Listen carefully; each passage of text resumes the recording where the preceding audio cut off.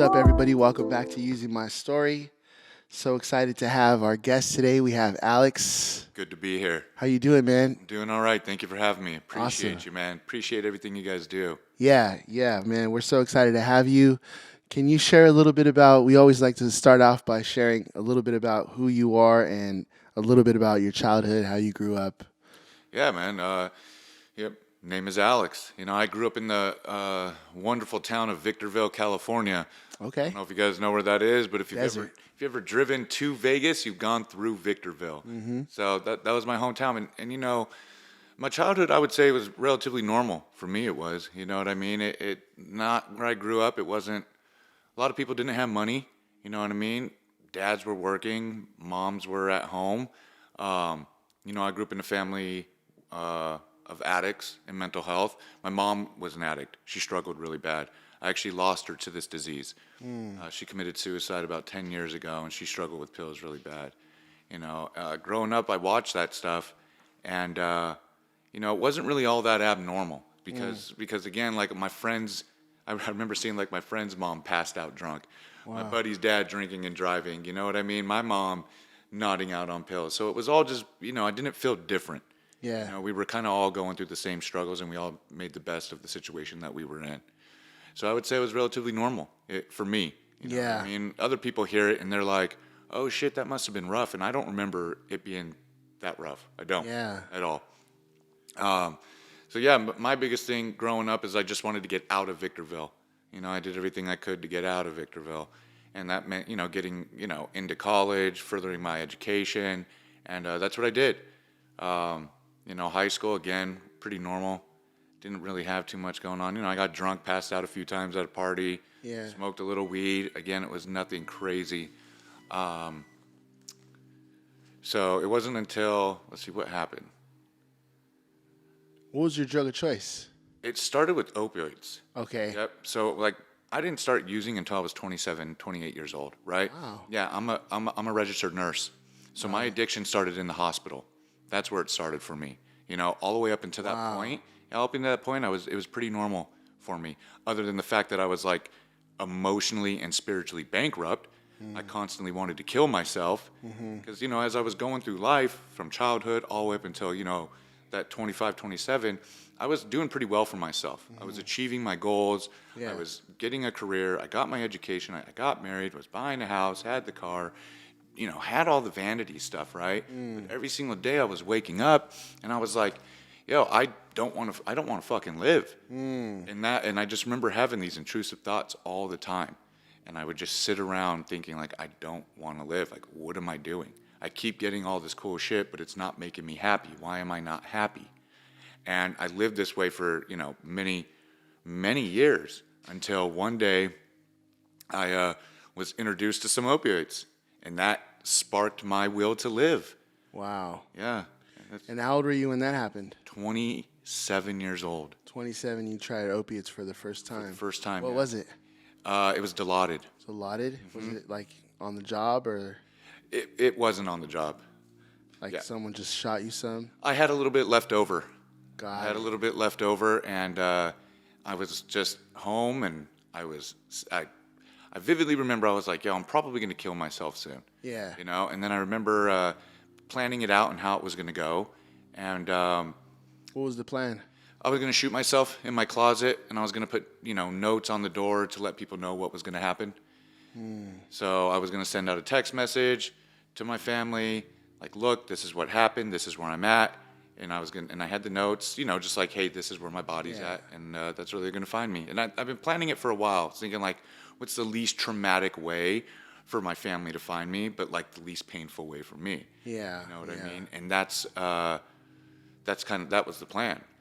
So you were just overwhelmed with depression Mm-hmm. every single day. You had all the outward happiness, all the things that should, quote unquote, make people happy. Right. And you still felt empty, and it got worse and worse to the point where you were going to kill yourself.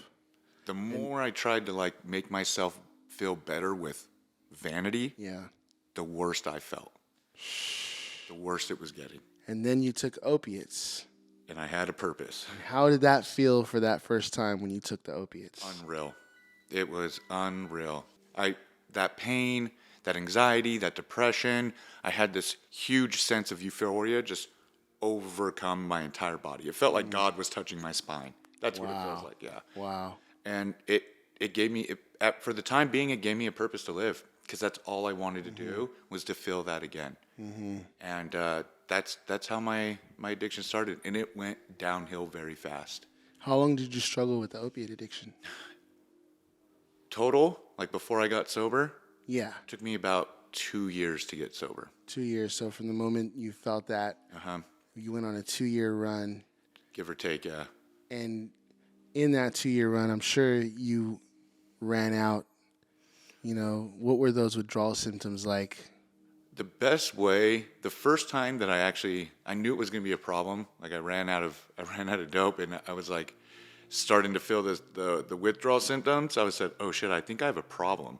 I remember the first time, and what it felt like my skeleton was trying to crawl out of my skin. Wow. It just hurt. Everything hurt. Every joint, every bone, everything hurt. And I just remember sitting there shaking like, holy shit, I think I'm going to die. And I was like, no, I'm just having withdrawals. I need to go find dope. And that's kind of what my life became. What's the craziest thing you ever did to get some dope? The craziest thing I ever did to get dope? It started with opioids. Yeah. And then I transitioned into methamphetamine. Yeah. So because I didn't like being sleepy, the opiates used to make me feel real euphoric at first. Yeah. I was up. Like, Yeah. oh, I feel good. And then I started to just Took so much that it just wanted to go to sleep, and I don't like exactly. And that shit was not fun at all. So I was like, oh, I need to be awake. And my dealer was like, yo, try this. I was like, what's this? He's like, oh, it's meth. I was like, I was like, all right, whatever. So it's kind of gross, but sure, I'll try it. And sure enough, I loved it. So when I got on meth is when things started to get weird. Okay. That's when meth makes you into a completely different person. You lose the whole creature. sense. Exactly. You're a creature. That's what I used to call. That's what I used to call myself. I said, I'm a creature of the night, because I was just like at night, just like lingering around. Like, shouldn't I be asleep right now? It's like, no, dude, I gotta go fucking find some electronics that I have no use for. Hold up, I gotta fold my clothes for the 19th time tonight. So that's when, and so when you get a meth and you're like up for days straight, like you just get fucking weird. And I just remember like some of the worst thing I did. I used to do this thing where I would have like fake money, and I would hand it to the dealers, and then I would just run. Like just start sprinting as fast as I could. On sight. On sight. God, like I didn't want to hurt anybody. I just wanted to get high, so I'd like map it out, be like, okay, this is where I'm good. This is my path to run from, and that's what I used to do.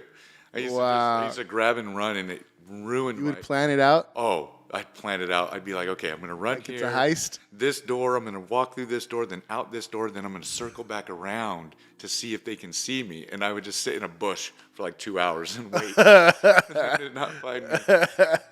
Oh, man. That was like, again, it was just weird shit. Best way that I could put it. Yeah. Yep. Did you ever do the meth and the heroin at the same time? Yeah, I did that once, and That's like goofballs, right? Goofball. Some people might not know what goofballs are. Can you explain what goofballs are? Yeah, so a goofball is when you mix for me it was mixing methamphetamine and black tar heroin together, right? And it gives you like that euphoric up feeling. And for me, like I call it you ever seen like Daffy Duck? We saw Yeah. That's what it felt like. I was like bouncing around, like while feeling like that euphoric feeling. And it makes you extremely sick. I would throw up every time, so I didn't like it. What are the dangers of goofballs? The dangers of goofballs? Yeah.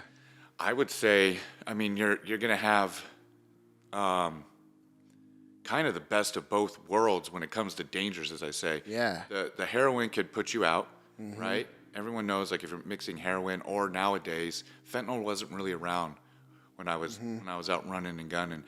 But yeah, it can definitely. You can go to sleep and not wake up. You really can. Or the other way around, where it puts you in a psychosis, or you go into like some kind of cardiac arrest because of it. Wow. Because your system is like bound. It's like you're doing an upper and a downer at the same time. Your system doesn't know what to do. Wow. Yeah. I remember I remember one time I thought I was gonna die. Basically, I did PCP, I smoked some chronic, I smoked a P dog, Yep. I was doing lines of coke, I was doing lines of meth, I was drinking, and I was drinking some meth. Like in a grape soda, I put like a dub in there, and I was like, So and I remember I was sitting in my homie's backyard in a lawn chair. He had like pool equipment, but no pool. Like, so you were like sitting on the floaty noodles. You have the Yeah. floaty noodles. You're just on the grass with the floaty noodles. Yeah, so I was sitting on the pool furniture, and I had like, this is back when there was CDs. I had like a Bone Thugs and Right, Harmony CD case with a couple more lines of coke, and my heart was pounding so hard, and I looked at the lines of coke, and I was like, if I do those last two lines, I might die. Yeah. And then I didn't do them, and then like 5 seconds later, I just grabbed it and I did them. But Like a real one. yeah, exactly. I didn't die in that moment. Yeah. I passed that moment. Let me see if I can live onto this moment right here. Exactly. Real one, That's yeah. that's how crazy it gets when you're mixing all the drugs, and really what you're trying to do is you're trying to escape. Yep. So, real quick, tell us about your rock bottom. Where did you end up?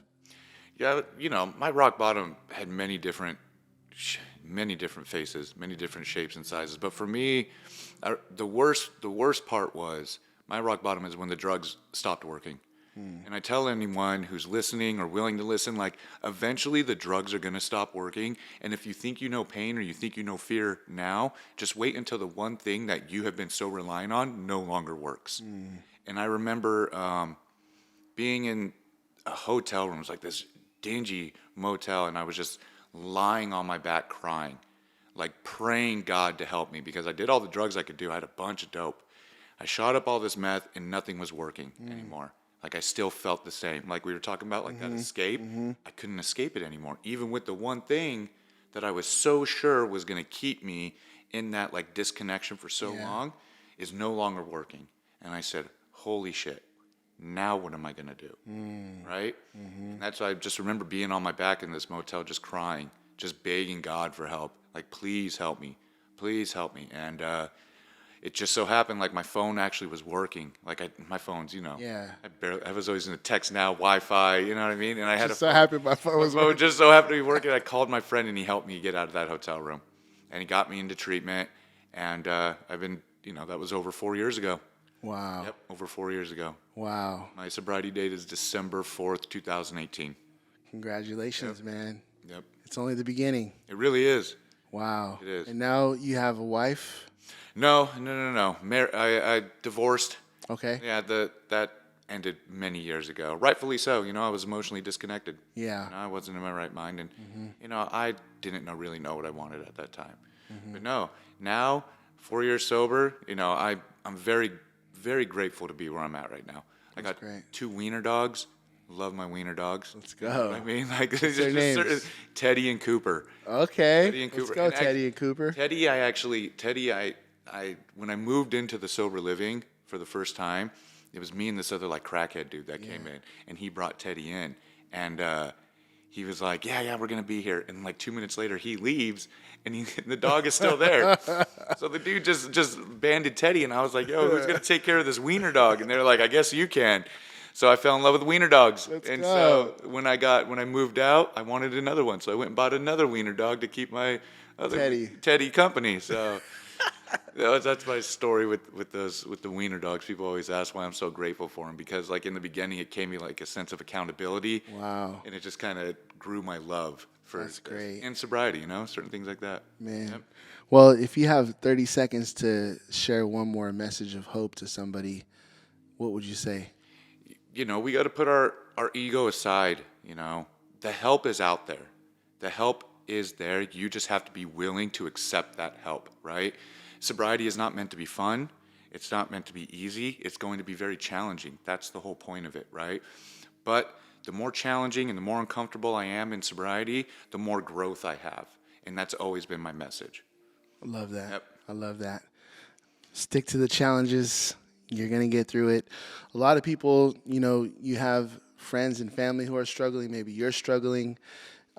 Please share this content. Let people know about it. follow, subscribe. The more people, man, we're reaching like over 120,000 on Facebook. He showed me. I was like, oh, damn. Every day, like 16 million views on a video. Oh, people are like getting real help. Like, and there's a lot of people who they're from other countries. They can't open up about their addiction because then they're going to just lock them up. Right. So it's going far, man, and people are really getting the help that they need. So please continue to share so we can help more people. Thanks again for coming out, man. We really appreciate it. Thank you guys for watching, and we'll see you next time.